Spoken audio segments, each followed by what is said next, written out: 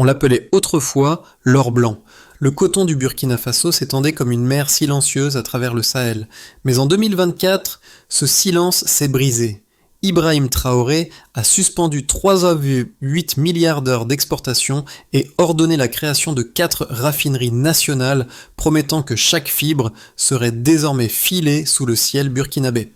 Là où le commerce voyait une perte, beaucoup ont reconnu une renaissance. Une nation décidant enfin de tisser son propre destin.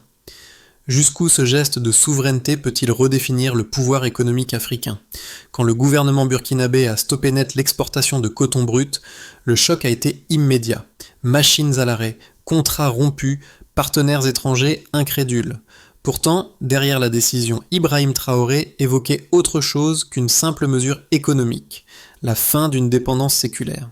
Il promettait 4 raffineries, capable de transformer la fibre sur place, d'employer 200 000 personnes d'ici 5 ans et de réduire la pauvreté rurale d'au moins 20%. Les analystes parlaient de Fautsahan, de folie, lui d'industrialisation souveraine. Ce pari comportait un risque immense, rompre avec un modèle où l'Afrique vend à bas prix et rachète cher pour bâtir enfin une économie circulaire continentale.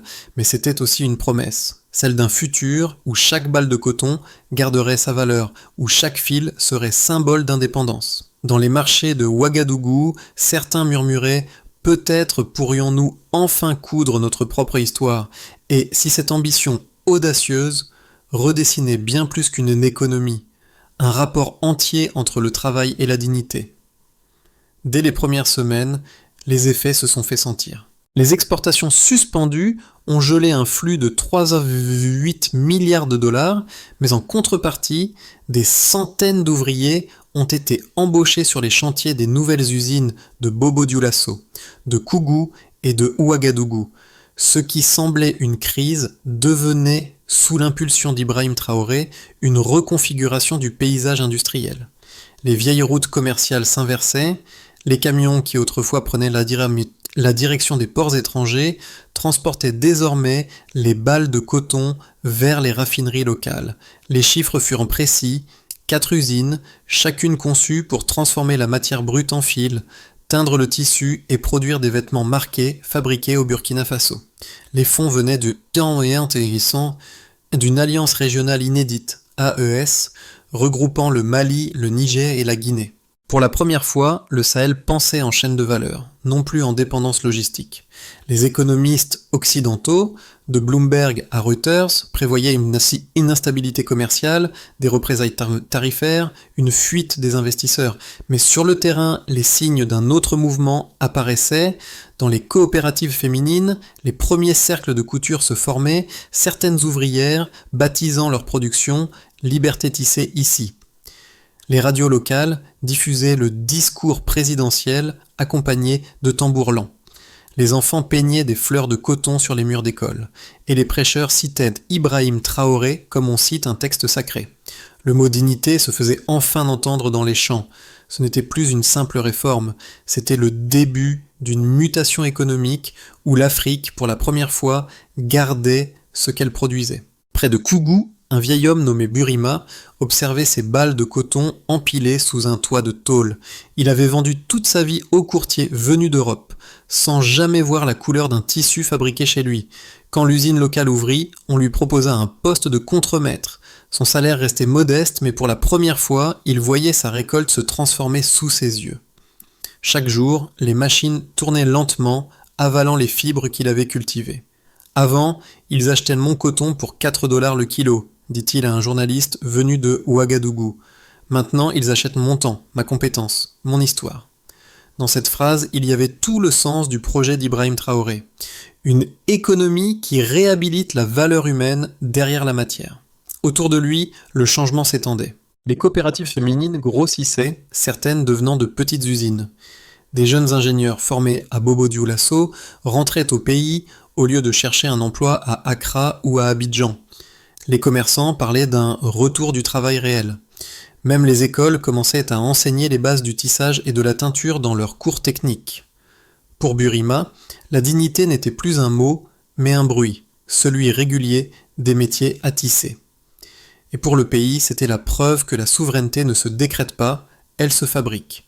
Tout a commencé par un décret simple, presque sec. Interdiction totale d'exporter le coton brut. En quelques heures, les entrepôts se sont remplis, les contrats ont été gelés, les marchés internationaux ont réagi avec panique. Les traders de Paris et de New York parlaient déjà de rupture d'approvisionnement, de pertes records, d'un précédent dangereux. Mais au Burkina Faso, le gouvernement d'Ibrahim Traoré voyait dans cette tempête un moment fondateur. Les premières semaines furent chaotiques, les transporteurs sans cargaison, les banquiers inquiets, les familles de cultivateurs craignant de ne plus vendre.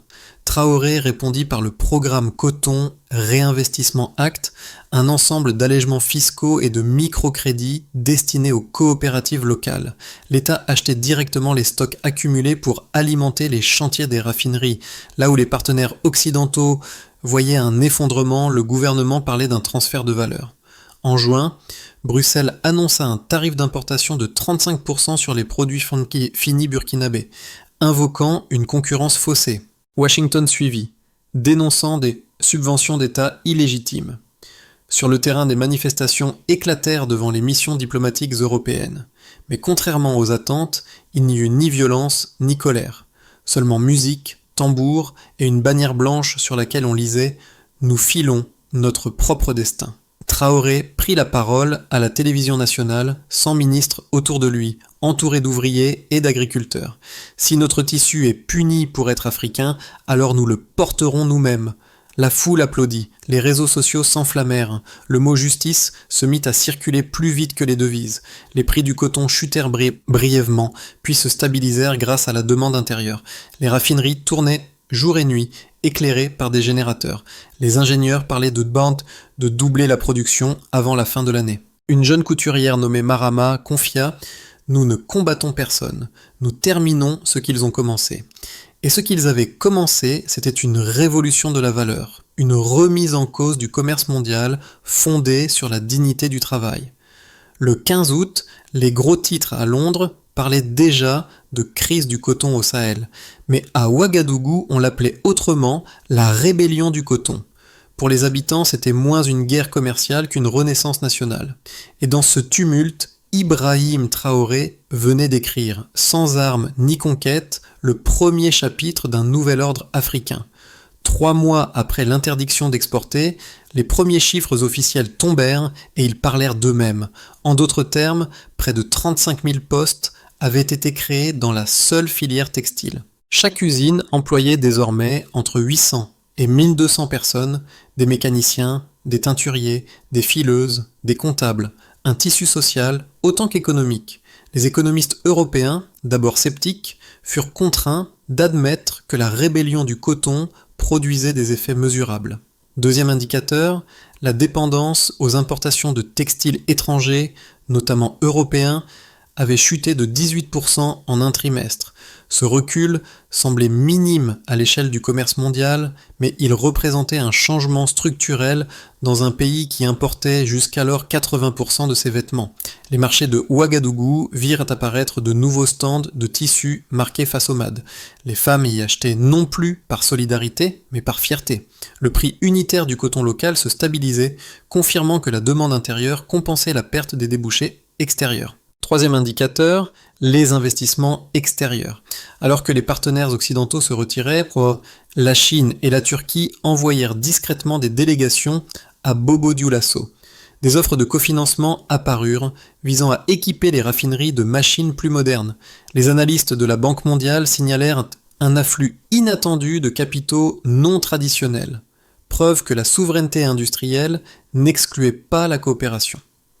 Au total, les autorités estimaient à 200 000 le nombre d'emplois directs et indirects prévus d'ici 5 ans pour une réduction projetée de 20% de la pauvreté rurale. Le ratio emploi créé-fonds investis atteignait 1 pour 19 000 $, une performance supérieure à la moyenne régionale de 1 pour 26 000. Les chiffres validaient la logique du gouvernement. Garder la matière première chez soi, multiplier la valeur ajoutée par 3 tout en renforçant la résilience locale. Pour Ibrahim Traoré, ces statistiques n'étaient pas un triomphe mais un signal, la preuve que la dignité peut se mesurer. Chaque fibre tissée ici est un point de croissance, chaque métier à tisser est une école. déclara-t-il lors d'une visite télévisée d'usine. Ce jour-là, derrière lui, les ouvrières chantaient « Nous portons ce que nous cultivons ». Ce n'était plus un slogan, mais une équation simple. Produire, transformer, appartenir. Les critiques les plus virulentes n'ont pas tardé à se faire entendre. Selon certains économistes occidentaux, la politique d'Ibrahim Traoré constituait un suicide industriel. Un pays enclavé, sans infrastructure portuaire majeure, ne pouvait se permettre de s'isoler des marchés globaux. Leur thèse, l'autosuffisance, est noble mais irréaliste, surtout face aux chaînes d'approvisionnement intégrées qui dominent le textile mondial. En fermant ses frontières commerciales, le Burkina Faso risquait de transformer une révolte symbolique en stagnation durable. À l'opposé, les partisans du projet parlaient de correction historique. Ils rappelaient que depuis des décennies, le Sahel exportait des ressources brutes et importait sa propre pauvreté. Selon eux, l'ancienne dépendance équivalait à un impôt invisible sur la dignité africaine. En retenant la valeur sur place, Traoré ne violait pas les règles du marché, il les réécrivait. Les chiffres, hausse de 6% de l'emploi industriel, réduction de 18% des importations, constituaient leur meilleure défense.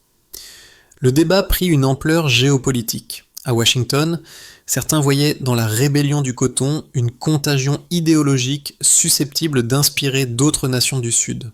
À Bruxelles, les lobbies textiles dénonçaient une concurrence subventionnée. Mais sur le terrain, la réalité démentait les scénarios de chaos. Les usines tournaient, les salaires étaient inversés, les exportations de tissus finis vers les voisins africains démarraient. Le commerce intérieur compensait la perte occidentale, preuve que le modèle de dépendance n'était pas une fatalité. Face à ces arguments croisés, la réponse du président demeurait constante. L'ouverture sans contrôle n'est pas un progrès, c'est une dépendance entretenue. Sa rhétorique était simple, ne pas choisir entre souveraineté et croissance, mais prouver qu'elles peuvent coexister. Et, chiffres à l'appui, le Burkina Faso démontrait qu'une économie nationale pouvait respirer autrement sans suffoquer. En juillet, Ibrahim Traoré prononça une phrase brève qui fit basculer la perception du pays. « Nous ne vendons plus notre pauvreté en balles, nous tissons notre souveraineté. » Cette déclaration, diffusée en direct, devint le pivot narratif de la rébellion du coton. Ce n'était plus une simple politique industrielle, c'était un manifeste. D'un côté, l'Occident voyait un populisme risqué, de l'autre, des millions d'Africains y lisaient un signal d'émancipation.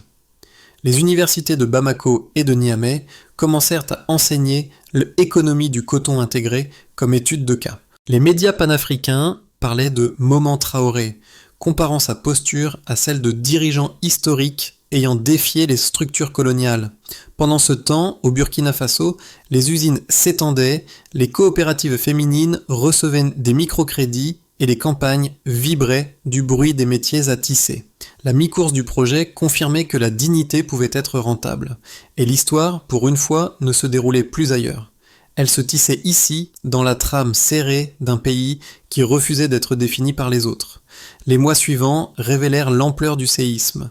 Ce qui avait commencé comme une décision économique se transforma en phénomène social, diplomatique et culturel. Le Burkina Faso, sous la conduite d'Ibrahim Traoré, devint le centre d'un débat mondial sur la souveraineté industrielle. 4 groupes furent directement touchés, les agriculteurs, les entreprises, les ménages et la région du Sahel. Pour les cultivateurs, les effets furent tangibles. Les prix du coton chutèrent d'abord de 12%, mais se stabilisèrent dès que les usines nationales absorbèrent le surplus. En retour, les exploitants bénéficiaient désormais de contrats à long terme, de formations techniques et d'un accès au crédit plus stable. Beaucoup déclarèrent préférer une rémunération moindre, mais prévisible, plutôt que les aléas du marché international. L'emploi rural se diversifia. La moitié des travailleurs saisonniers devinrent permanents dans les ateliers de tri et de filage. Les petites manufactures se multiplièrent, les premières marques locales, Fasoloum, Tissage du Sahel, exportaient déjà vers le Mali et la Côte d'Ivoire. Le gouvernement mit en place une plateforme appelée Weave for the Nation, reliant coopératives rurales et distributeurs urbains. Ce réseau doubla la productivité en moins d'1 an. Les chiffres officiels indiquèrent une hausse de 9% de la production textile entre octobre et mars. Les investisseurs asiatiques y virent un modèle émergent, faible coût, forte identité, stabilité politique relative. Dans les foyers, la transformation prit un visage concret. Les vêtements Made in Faso devinrent un symbole de fierté. Les écoles organisèrent des journées du coton national, les artisans vendaient leurs créations comme des manifestes silencieux. Certes, l'inflation importée augmentait le prix de certains biens, mais la population assumait ce sacrifice. Un commerçant déclara « Oh, mieux vaut une courte faim qu'une longue humiliation ». Le taux de satisfaction publique atteignit 64%, selon une étude interne de l'université de Ouagadougou. Au-delà des frontières, la rébellion du coton inspira. Le Mali, le Niger et le Tchad annoncèrent la création d'un corridor textile commun au sein de l'alliance AES. Les discussions avec le Ghana et la Guinée s'intensifièrent et pour la première fois, l'Union africaine intégra la notion de chaîne de valeur ouest-africaine dans ses notes économiques. Même à Paris, des voix reconnaissaient que l'ancien modèle est peut-être en train de mourir. En somme, la révolution du coton avait cessé d'être nationale. Elle devenait un mouvement continental, un manifeste pour une Afrique qui ne veut plus seulement vendre mais construire. Et dans cette expansion, la voix calme d'Ibrahim Traoré continuait de tisser le fil conducteur. Nous ne cherchons pas à rompre avec le monde, nous cherchons à nous y tenir debout. Le pays consolide ses 4 raffineries et parvient à stabiliser la production autour de 85% de sa capacité. Les investissements régionaux continuent, mais les tensions commerciales persistent avec l'Union européenne. Le franc CFA reste sous pression. L'inflation se maintient entre 7 et 8%. Dans ce contexte, le gouvernement mise sur la formation technique et l'autosuffisance textile pour amortir les chocs. Les revenus ruraux progressent lentement, mais la souveraineté économique devient tangible. Le Burkina n'exporte plus seulement des fibres, il exporte une méthode. Les alliances de l'AES, Mali, Niger, Guinée, se transforment en un bloc industriel cohérent. Les investisseurs asiatiques modernisent les chaînes de production, réduisant les coûts de 15%. Le corridor textile sahélien devient une référence continentale. Le pays attire des entreprises éthiques cherchant à relocaliser leurs achats. Le PIB industriel croît de 4 points supplémentaires et le Burkina Faso devient un symbole de reconquête économique africaine. Les sanctions occidentales s'aggravent, les taux de change s'effondrent et les réserves publiques s'amenuisent. Les usines ralentissent, les importations énergétiques deviennent coûteuses, le risque que la fierté devienne fragilité, que la souveraineté tourne en isolement. Mais même dans ce cas, la structure industrielle resterait, une graine plantée trop profondément pour être déracinée. Si le Burkina parvient à maintenir son équilibre entre production interne et ouverture sélective, alors il pourrait imposer un précédent. Celui d'une indépendance fondée sur la transformation, non sur la rupture. Car dans le Sahel, la dignité se tisse désormais à la machine et chaque décision pèse autant qu'un rouleau de tissu prêt à l'exportation. Dans les rues de Ouagadougou, les sons ont changé. Les moteurs des camions ont cédé la place au rythme métallique des métiers à tisser. Le coton n'est plus seulement une ressource, il est devenu une identité collective. Les gens se reconnaissent dans la couleur de leurs vêtements, dans la texture d'un tissu tissé au pays. Pour les jeunes, le projet d'Ibrahim Traoré a ouvert une brèche. Il ne s'agit plus seulement de fuir vers l'Europe, mais de construire ici ce qui manquait ailleurs. Des écoles professionnelles portent désormais les noms de villages anciens. Des programmes de formation relient les coopératives à l'industrie. Chaque apprentissage devient un acte de résistance tranquille. Dans les familles, le changement se mesure en gestes.